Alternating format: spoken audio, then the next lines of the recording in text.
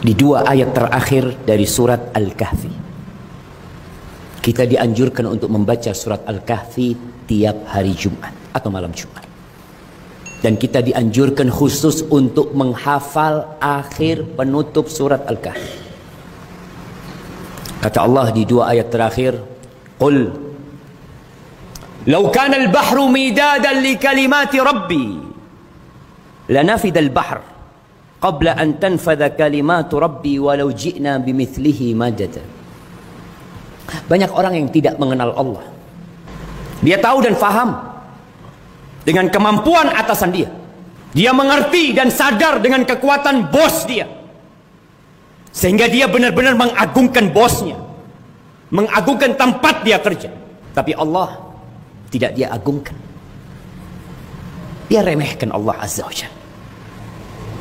Allah mengatakan, katakan Muhammad, andai kata lautan itu tinta.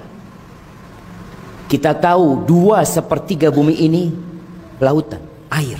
Kalau semua lautan itu adalah tinta yang dipergunakan untuk menulis kalimat-kalimat Allah Azza wa Jalla, firman-firmannya, hikmah-hikmahnya, aturan-aturannya, la nafidal bahr, laut itu akan kering jemaah sebelum menyelesaikan menulis kalimat-kalimat Allah.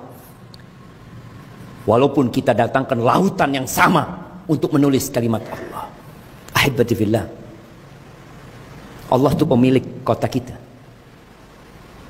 Kalau ada orang yang berkuasa memiliki 1 juta hektar tanah, 2 juta hektar tanah, 10 juta hektar tanah, 1 miliar mungkin dia miliki. Dia bukan pemilik.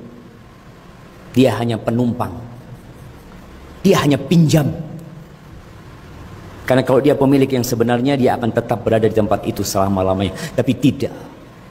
Dan kita melihat dengan mata kita, orang-orang yang banyak hartanya, yang kuat kekuasaannya, nggak ada. Hebati fillah, yang ada itu cuma makhluk dan Al-Khaliq. Engkau siapa? Engkau makhluk atau engkau pencipta? Lalu Allah katakan, Qul, katakan lagi Muhammad, kasih tahu tuh umat manusia, suruh mereka belajar. Qul innama ana basyarum mithlukum, katakan kepada mereka, aku nih sebenarnya manusia persis sama seperti kalian. Hanya yang membedakan, yuha ilayya, aku mendapatkan wahyu. Nabi kita Muhammad alaihissalam tidak pernah berucap dari hawa nafsunya. Tidak seperti manusia-manusia yang diagungkan, yang ditokohkan. Mereka berucap dari nafsunya dan mengikuti nafsunya. Tapi Nabi kita Muhammad alaihissalam memang sama seperti kita.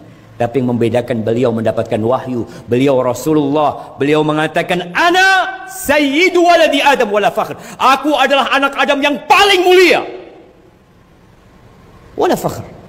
Dan aku mengatakan itu bukan untuk kesombongan, agar orang faham dengan kedudukan Nabi alaihissalam. Memang beliau manusia biasa, tapi beliau manusia terindah yang mendapatkan wahyu dari Allah Azza wa Jalla. Yuha ilayya annama ilahukum ilahu wahid. Diwahyukan kepada aku bahwa sesembahan kalian cuma satu. Yang berhak untuk diibadahin cuma satu. Karena ada manusia yang menghambakan dirinya kepada batu. Ada yang beranggapan Tuhan itu lebih dari satu. Lah, mereka main-main dengan pencipta. Allah itu satu. Yang berhak disembah cuma satu. Faman kana yarju liqa'a rabbih. Barang siapa yang mengharap perjumpaan dengan Rabbnya, yang menginginkan surga Allah Azza wa Jalla. Semua mengatakan kami ingin masuk surga. Tapi apa kata Allah? Falyamal amalan salihan. Maka hendaklah dia beramal soleh. Wala yusyrik bi ibadati rabbih ahada. Jangan pernah menyisipkan dalam ibadahnya selain Allah Azza wa Jalla. Jangan pernah menyekutukan Allah. Jangan pernah menduakan Allah. Ketika engkau minta, mintalah kepada Allah.